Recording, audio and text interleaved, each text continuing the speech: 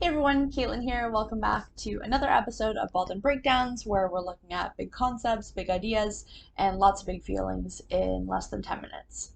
And so today's concept is parts mapping. And so this isn't necessarily a how-to video. I try to stay away from that style of doing videos because I think it's usually oversimplified, but it's still kind of instructional about what this exercise of parts mapping is. And so this refers back to what we call like parts work, or the model of internal family systems, which is which is a model of therapy that I've already done a video on. So if you haven't watched that, I'll link it somewhere in this. I don't know if that shows up on like mobile, like on your phone, but we'll figure it out. Who knows? So, parts mapping. Essentially, the point of this is to create almost like a family tree, but of internal parts. And so, just as very brief background for this, when I say parts, what I mean is the different kind of people or parts of us, different voices, different experiences that comprise who we are. So the idea in this is that there's a self, there's me, Kaitlin, and then there's all these different parts of me that all have different wants, different needs, different feelings, thoughts, all that. So when we do parts mapping, this is an exercise where we create this diagram, this kind of map of all of these internal parts. And so this map can just include kind of the bare bones of different parts that we recognize. So sometimes when I do this with myself, sometimes I might only draw a couple, maybe like 3 or 4 parts that I have. Sometimes I've done big comprehensive maps with people where we have like 20 or 30 parts all on the page. And then in addition, we can draw out different stuff like how they interact. So there might be one part that comes up that really hates another part, and so maybe there's kind of conflict between them, or maybe one usually comes after another. So this map is really just an effective way to draw out and kind of have a visualization of what might be happening in this internal system. And so around parts themselves, there are 2 different types of parts. There are protectors and exiles. And so I'll start with exiles first. Exiles are what we call kind of like the inner children in our modern day language. These are our most sensitive parts, and these are the ones that get very hurt as we go through life. Excuse me, jeez, and they and they remain very hurt. So they're called exiles because they're kind of exiled from our body and from our system. I always use the example of them being like tucked away in a basement. So these might be the parts of us that feel really intense sadness, loneliness, heartbreak, grief, and they're kind of exiled away. And in place of that, when they are kind of exiled to the basement or to this like dark corner of our mind, the protectors swoop in. And so there are 2 different roles within the type of protectors. There are managers, and managers are the ones that try to manage the world around us. So they work very, very hard to make sure that to change us and the things that we do, and to change the people and the environment around us so that we never have to get triggered. That's what they try and do. So managers work very, very hard to manage and set up a whole world so that we never have to feel the pain that the exiles feel.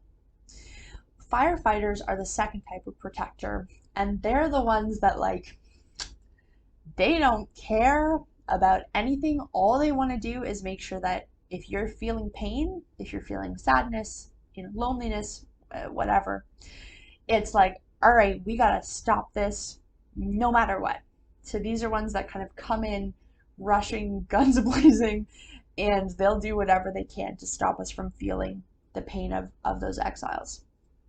So just to give some very quick examples, managers might be things like the inner critic, the perfectionist, the overthinkers, overanalyzers, things like that. And then firefighters might be ones that come in to just douse those flames. So they might be ones that engage in substance use or binge eating, They might be ones that just like numb you out and shut you down and dissociate. Um, Again, they're just they don't care about the disruption that happens to your life. They're just like, let's fix this. So those are the three different roles of parts that we can have. And so I'm going to give a really quick and very simple example of what a map could look like. And so I've kind of featured one of each different role on here. So there may be an exile initially. So let's say I'm in an experience where I feel some type of, or I experience some type of rejection. That exiled part of me that's, I've labeled here as like a helpless girl. She's way down in the basement, but like the flames of hurt and rejection and all that are just like bubbling up. And so I might start to cry. I might feel like so overwhelmed with that helplessness and that hurt. In response to that, a manager, so an inner critic, as an example part, might come up and be like, whoa, nope, we're not feeling that helplessness. And it might start to say, well, you shouldn't have put yourself in that position anyways, and you knew you shouldn't have done this, and be better next time, don't trust people now, and blah, blah, blah, all that stuff. So it might kind of swoop in to stop me from feeling that helplessness of the exile part. And then maybe in response to the manager, and again, this is all just an example, but in response to that inner critic part coming up and just being really mean and hurtful, a firefighter might swoop in, and this might be like a binge eating part. So to kind of stifle the frustration, the shame, all the stuff that's coming from this inner critic part, a firefighter might be like, all right, let's just eat. And I put donuts because donuts are my kind of like numbing food. So it's like, whoa, all right, you know what? Let's just stuff our face full of donuts, and that's all we'll focus on, and then we'll be okay. So that is, and it's not always going to go in exact order, and I made this very simplified for the purpose of this video, but again, in a map, we might have 10 parts. We might show the relationships between them. So in this one, just to expand on it, the inner critic part might really hate the helpless girl part. It might be like, it might think that helpless girl is weak, and weak is the only word coming to mind. But so it might really hate or look down on that helpless girl. The binge eating one might really not like the inner critic, or maybe they're working together. There can be alliances and conflicts, just like there can be within a normal family. Siblings might get along, or they might fight all the time, or maybe an uncle and a cousin don't like each other, or they get along and they stir stuff up together.